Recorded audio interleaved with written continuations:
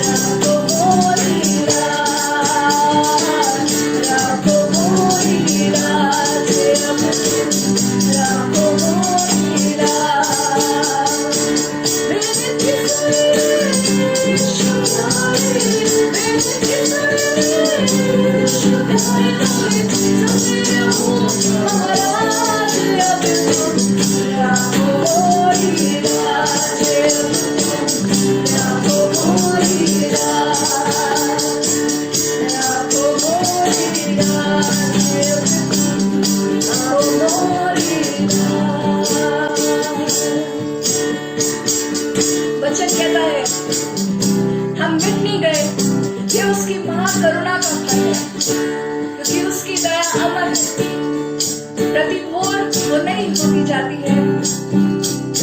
उसकी सच्चाई, मेरी सच्चाई महान है।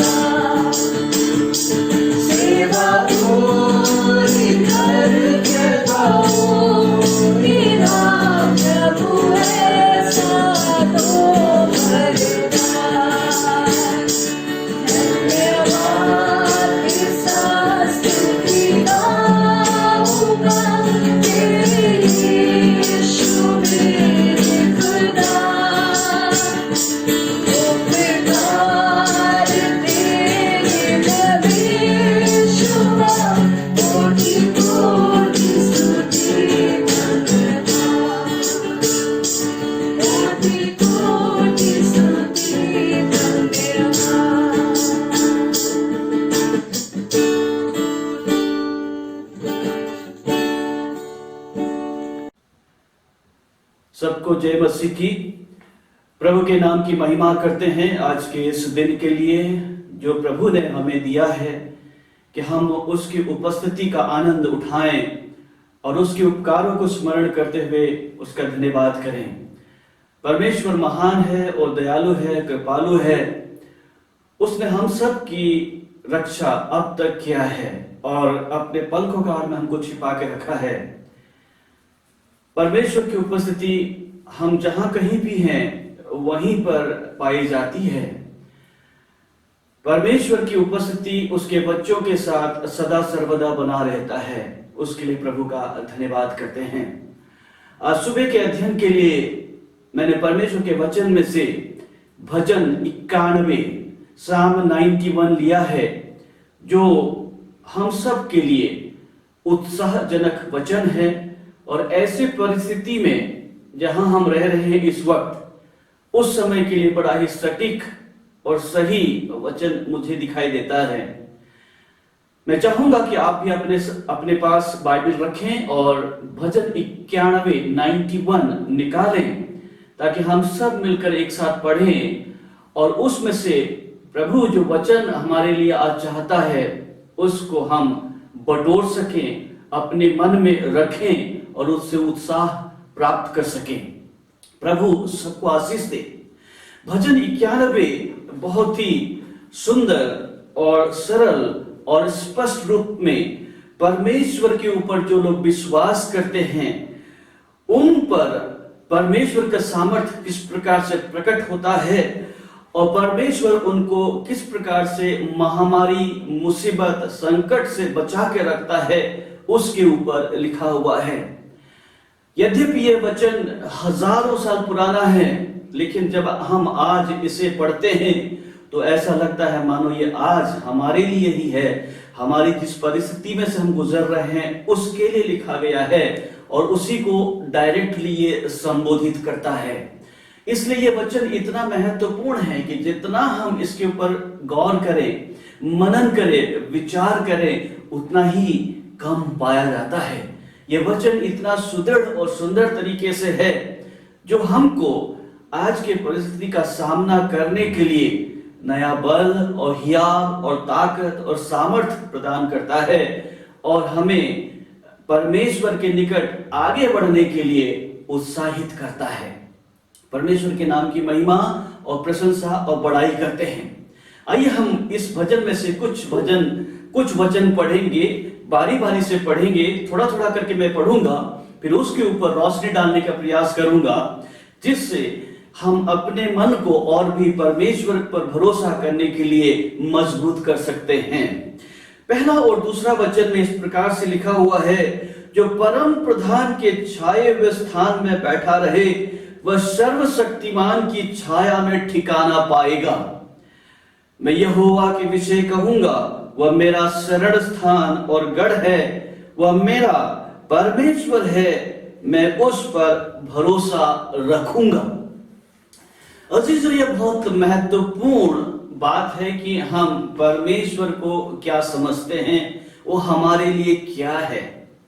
पिछले दिनों में हम लोगों ने विभिन्न माध्यमों के द्वारा, जैसे टेलीविजन हो गया, अखबार हो गया और अलग अलग तरीके से इस दुनिया में इस वक्त जो घटनाएं घटित हो रही हैं उसके बारे में जाना। कुछ समाचार हमें उत्साहित करने वाला था तो कुछ ऐसे भी समाचार था जिसने हमारे मन को बिल्कुल गिरा दिया। जैसे लोग बेमौत मारे जा रहे हैं, समय से पहले लोग इस दुनिया से चले जा रहे हैं और इस प्रकार के कई चीजें हैं। एक चीज जो मैंने देखा वो बड़ा ही हृदय को छूने वाली घटना थी, तस्वीर थी, जो मैं आज सुबह आप सबके साथ बांटना चाहूंगा। और मुझे मालूम है आपने भी उसे शायद टेलीविजन में देखा होगा कि एक दूध वाला जब सुबह सुबह अपने गाड़ी में दूध लेके जा रहे थे, तो मुझे नहीं मालूम उस गाड़ी का क्या हुआ क्या नहीं, कुछ समझ में नहीं आया है, लेकिन उसके बाद जो तस्वीर दिखाई दी वो मन को विचलित करने वाला, प्रभावित करने वाला और अत्यंत दुखी करने वाला था। वो ये था कि उस दूध वाले के दूध में से जो दूध सड़क पे बह रहा था, उस दूध को एक व्यक्ति एक बर्तन में हाथ से यूं उठा करके कलेक्ट कर रहा था, जमा कर रहा था। और जब मैंने उसको देखा तो मेरा मन इतना दुखी हो गया, व्यथित हो गया कि परमेश्वर ने हमको कितना कुछ दिया है, फिर भी हम कभी कभी खुदावन के प्रति आभार और धन्यवाद प्रकट नहीं करते हैं। ये व्यक्ति हो सकता है उसके घर में बच्चे हों, सोचा कि दूध बह रहा है, क्यों ना मैं अपने हाथों से उठाकर उस बर्तन में भरूं और ले जाकर उसको छानूंगा 2 दफा 3 दफा और फिर उसको उबाल कर बच्चे को दे दूंगा। और थोड़े से दूध के लिए सर अपने बच्चे के लिए तरस रहा था। बड़ा ही गंभीर और दुख देने वाली बात थी। ये हमारे देश में ऐसे भी घटनाएं घटित होती हैं, हो रही हैं इन दिनों में। और प्रभु ऐसे लोगों पर दया करें, इस पर हम लोग, इसके बारे में हम लोग दुआ भी करें और परमेश्वर से मांगे कि खुदावन इन सब लोगों को बचाए और उनकी जरूरतों को पूरा करे। दूसरी एक और बात मैंने देखा, एक व्यक्ति नाइजीरिया में अपने घर में मीडिया वाले को लेके गया, कि कैमरा वाले को, और कहने लगा ये हमारा किचन है, ये हमारे बर्तन हैं, ये हमारा सब कुछ है। और उसके बाद जो राशन रखने के जो डब्बे थे उन्होंने खोल खोल कर दिखाया, कहा कि अब ये खाली हो चुका है, हमारे पास खाने के लिए अब कुछ नहीं बचा है, हमें नहीं मालूम कि कल हम कैसे जिएंगे। और उनकी आंखों में स्पष्ट रूप से आंसू झलकते हुए दिखाई दे रहे थे। ये कितनी बड़ी दुख की बात है जो इस समय हमारा ये दुनिया एक महामारी के संकट से गुजर रहा है।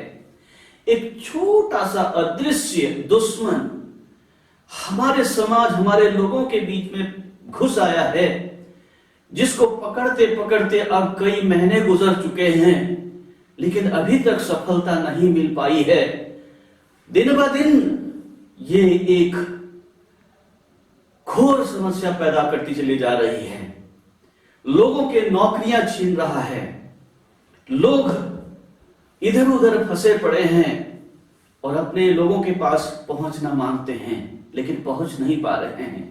बड़ी ही दुख की घड़ी और संकट का समय हमारे इस दुनिया को झेलनी पड़ रही है, और ये हमारे समय में हो रहा है। अजय, जो हमको इसके प्रति कितना ज्यादा संवेदन और धन्यवाद होने की जरूरत है कि परमेश्वर ने हमको आज तक सुरक्षित रखा है।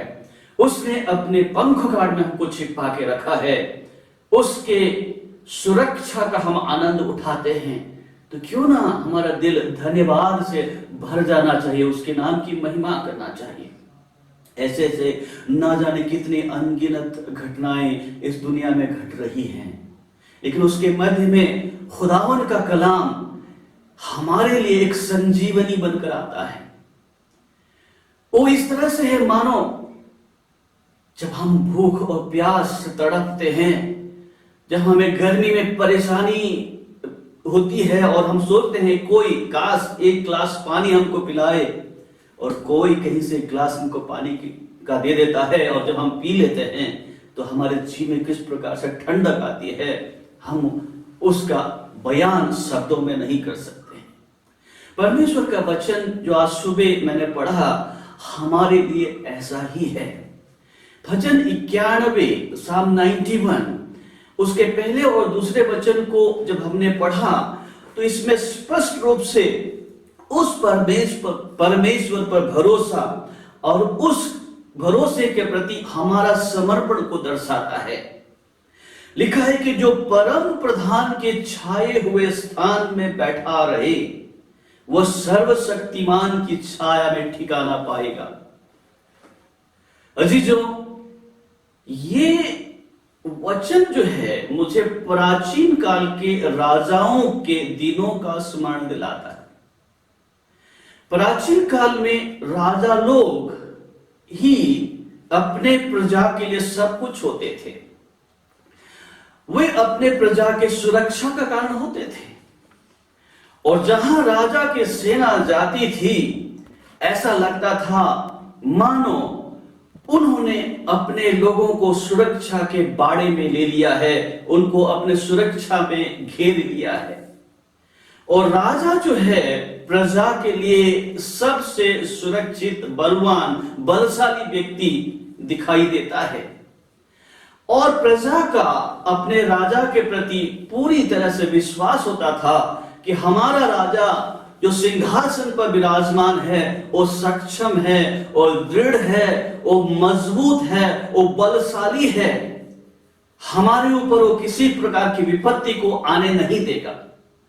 चाहे पड़ोसी देश का शत्रु चढ़ाई करके हमारे देश पर आक्रमण करे, हम जानते हैं कि हमारा राजा जिस पर हम भरोसा करते हैं वो इतना ताकतवर है, बलशाली है कि हमको सुरक्षा प्रदान कर सकता है। और लोगों का संपूर्ण भरोसा उस राजा के ऊपर होता है। यही चीज, यही दृश्य ये वचन कहता है, जो परम प्रधान के छाए हुए स्थान में बैठा रहे। हालेलुया। हमारा परमेश्वर हमारा राजा है, हमारा खुदावन सर्वशक्त सेनाओं का यहोवा है। उसके ताकत की तुलना हम शब्दों के द्वारा नहीं कर सकते। उस परमेश्वर की ताकत, उसके सामर्थ, उसका बल उसकी जो सामर्थ्य है, जो हमारे चारों ओर छाए हुए रहता है, हम किसी दुनिया के ताकतवर देश से भी नहीं कर सकते हैं। वो अतुलनीय परमेश्वर है। वो खुदावन है जिसने सिर्फ शब्द कहा, वचन कहा, ऐसा हो और हो गया। वो परमेश्वर कुछ भी कर सकता है। वो हमारा परमेश्वर है, वो हमारा दृढ़गढ़ है, वो हमारे छिपने का स्थान है। चाहे समुद्र फेर उठाए, भजन कहता है, या पहाड़ उखड़ कर समुद्र में गिर जाए, सुनामी आ जाए, भूकंप आ जाए, महामारी आ जाए, भूखमरी छा जाए, विभिन्न किस्म की शारीरिक पीड़ाएं उत्पन्न हो जाए, उसके मध्य में यह परमेश्वर हमारा वो सेनाओं का यहोवा है जो अपने बच्चों की तरफ मानो उनके ऊपर छावनी किए हुए रहता है, जो परम प्रधान के छाए हुए स्थान में बैठा रहे। उस परम प्रधान के छाए हुए स्थान में बैठे रहना कितना सुखद बात है। वो हमारा राजा है, ऐसा राजा है जिसके बारे में राजाओं का राजा, प्रभुओं का प्रभु जैसे वक्तव्यों का प्रयोग किया गया है, वो हमारे निकट रहता है। इन दिनों में प्रियो, जब हम लॉकडाउन में हैं, घर से निकलना मुश्किल है, निकलते हैं थोड़ी बहुत जरूरत का सामान खरीदने के लिए, लेकिन फिर हमको वापस आना पड़ता है। उसके बीच में भी ये खुदावन किस प्रकार से हमारी रक्षा कर रहा है, उसके प्रति हमको अति आभार और धन्यवाद रहने की जरूरत है।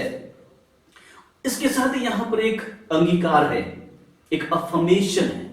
जब हम ये समझ लेते हैं कि सेनाओं का यहोवा मेरा भी परमेश्वर है, सेनाओं का यहोवा मेरा शरण स्थान है, सेनाओं का यहोवा मेरा दृढ़गढ़ है, सेनाओं का यहोवा मेरे चारों ओर छावनी किए हुए रहता है, और मैं उसके पंखों के आड़ में शरण पाता हूं, ठीक छिपा रहता हूं, तो मुझे कोई चीज हानि नहीं पहुंचा सकती है। तो हमें एक कन्फेशन भी करना पड़ेगा, जो दूसरे वचन में कहा गया है, लिखा हुआ है, मैं यहोवा के विषय कहूंगा।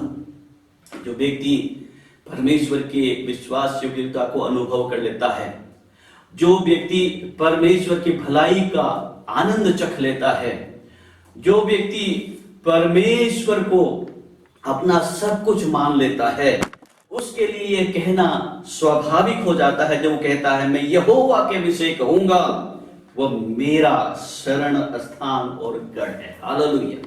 वो मेरा एक व्यक्तिगत रिलेशनशिप हो गया, एक व्यक्तिगत संबंध स्थापित हो गया। ये नहीं है कि वो उसका है, इसका है, फलाना का है, ढिमकाना का है। यहां पर भजनकार इस बात को कन्फेस कर रहा है कि वो परमेश्वर जिसके पैरों के तले मैं सुरक्षित पाया जाता हूं, वो मेरा शरण स्थान और गढ़ है। संकट के समय यहोवा हमारा शरण स्थान है।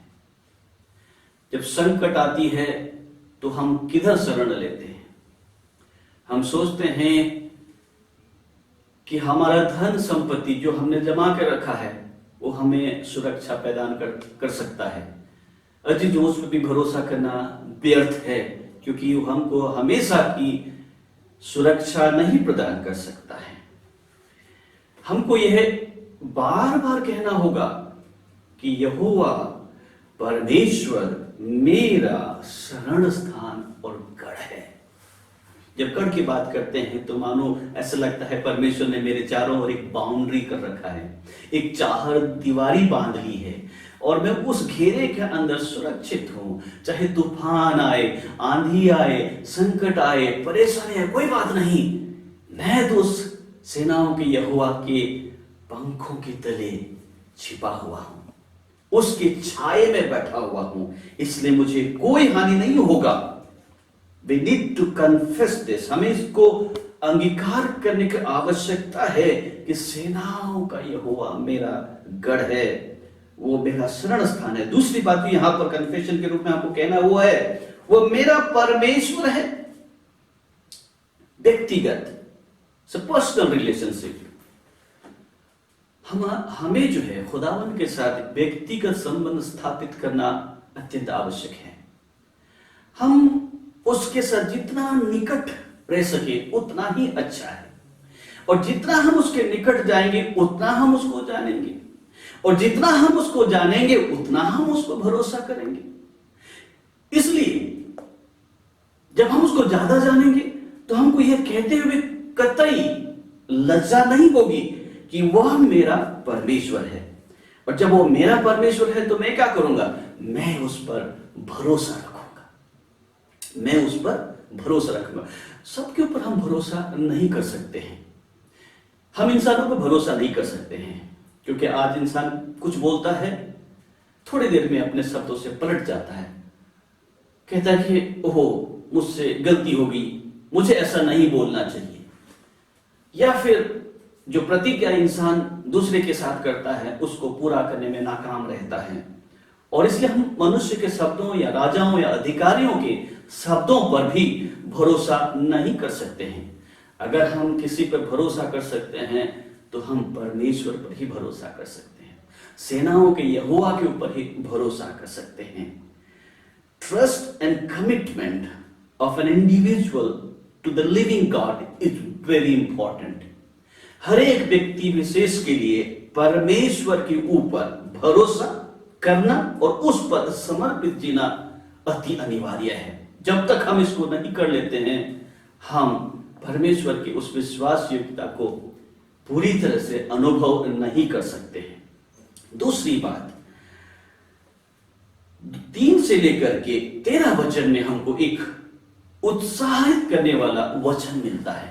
मैं उसको जल्दी से पढ़ देता हूं, अगर आपके पास बाइबल है तो आपसे भी देख लीजिएगा। लिखा हुआ है, वह तुझे बहेलिये के जाल से और महामारी से बचाएगा।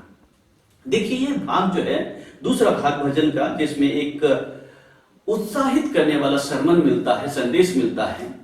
उसमें हमको शारीरिक रूप से नुकसान पहुंचाने वाली संकट, बीमारी, महामारी से बचाने के प्रति एक प्रॉमिस या प्रतिज्ञा दिया गया है। मैं थोड़ा सा इसको बदल कर पढ़ूंगा यहां पर, जो मैंने अभी पढ़ा लिखा है कि वह तुझे को मैं उसको व्यक्तिगत रूप से मैं पढ़ूंगा और इस प्रकार से कहूंगा, वह मुझे बहेलिये के जाल से और महामारी से बचाएगा। वह मुझे बहेलिये के जाल से और महामारी से बचाएगा। प्रियो, हम आज महामारी के घोर अंधकार भरी समय से होकर गुजर रहे हैं। सब जानते हैं, हम सब जानते हैं, हम सब उसमें भागी हैं। हम लोगों के दर्द के साथ कभी कभी सहभागी होते हैं, तभी तो हम दुआ करते हैं, प्रार्थना करते हैं।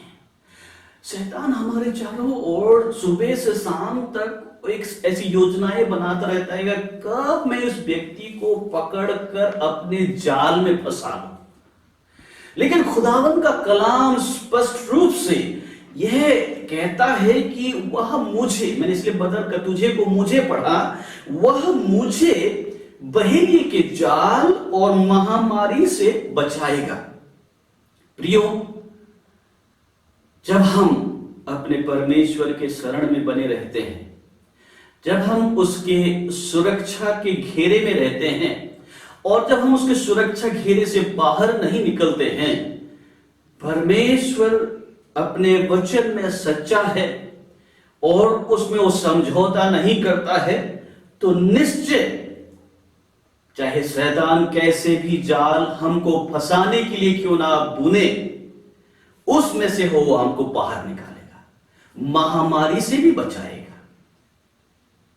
एक छोटा सा, मैंने कहा थोड़ी देर पहले, छोटी सी अदृश्य शत्रु इस समय मनुष्य के जीवन में घुस आया है। दुनिया के तमाम लोग इससे संघर्ष कर रहे हैं, लेकिन परमेश्वर हमको बचाता है। जल्दी से वह मुझे अपने पंखों के आड़ में ले लेगा और मैं उसके पैरों के नीचे शरण पाऊंगा। मैंने ये व्यक्तिगत रूप में शब्दों को बदल करके यहां पर पढ़ा है। वह मुझे अपने पंखों के आड़ में ले लेगा और मैं उसके पैरों के नीचे शरण पाऊंगा। मुर्गी ध्यान आता है मुझे। मुर्गी है ना, छोटी सी मुर्गी, जब उसके छोटे छोटे चूजे निकलते हैं, बड़े सुंदर होते हैं चारों तरफ, जब वो चराने के लिए ले जाती है, और जब दूर कहीं एक बाज या चील या कौवा उन छोटे छोटे चूजों पर नजर दृष्टि लगाए रखती है, तो ये मुर्गी जो है अपने बच्चों को अपने ही आसपास रखती है, और जैसे ही ये शत्रु उस पर आक्रमण करता है उसके बच्चों पर, तुरंत ही मुर्गी एक किस्म का आवाज निकाल करके अपने बच्चों को अपने पंखों के नीचे छिपा लेती है, सुरक्षित, एकदम सिक्योर, एकदम से बचे हुए। जो लोग परमेश्वर पर भरोसा करते हैं, जो लोग उस पर अंगीकार करते हैं, जो लोग उसके विश्वास योग्यता पर भरोसा करते हैं, खुदावन उनके लिए ऐसा ही करता है। वो हमको अपने पंखों के नीचे छिपा के रखता है, हम उसके परों के नीचे शरण पाते हैं। और जो व्यक्ति उस महाशक्तिमान परमेश्वर के शरण पाता है, उसके पंखों के नीचे लगता है, उसको भला दुनिया की क्या है, कौन से ऐसे सामर्थ्य है उसको हिला सके। कोई भी उसका बाल बांका नहीं कर सकता है, खुदावन उसके साथ रहता है। प्रियो, इस महामारी के समय परमेश्वर आपके साथ है, परमेश्वर मेरे साथ है, परमेश्वर तमाम उन लोगों के साथ है जो उस पर भरोसा करते हैं। ये हमारे लिए एक अवसर भी है कि हम उन लोगों के लिए दुआ करें जो आज इस परमेश्वर के प्रेम और शरण से बाहर हैं, वो वापस लौट आए, ताकि वो भी खुदावन के प्रेम का आनंद उठा सकें जैसा हम उठा रहे हैं। प्रभु हम सबको आशीष दे। आइए हम दुआ करें। प्यारे खुदावन, आज सुबह हम तेरा धन्यवाद करते हैं, तेरे अनुग्रह के लिए, तेरे प्रेम के लिए, तेरी दया के लिए, तेरी कृपा के लिए। यहां तक तूने हमको संभाला है, अपने पंखों का आड़ के नीचे रखा है, हम तेरा धन्यवाद करते हैं। आगे भी हमको संभालना, हर एक को रक्षा करना। इस समय पूरी दुनिया खुदावन इस महामारी की चपेट में है। हम प्रार्थना करते हैं उस दुनिया पर दया कर, और जो लोग अभी भी तेरे इस प्रेम से दूर हैं उनको भी वापस तेरे प्रेम में आने का अनुग्रह दे। धन्यवाद के साथ प्रार्थना यीशु मसीह के नाम से मांगते हैं, आमीन।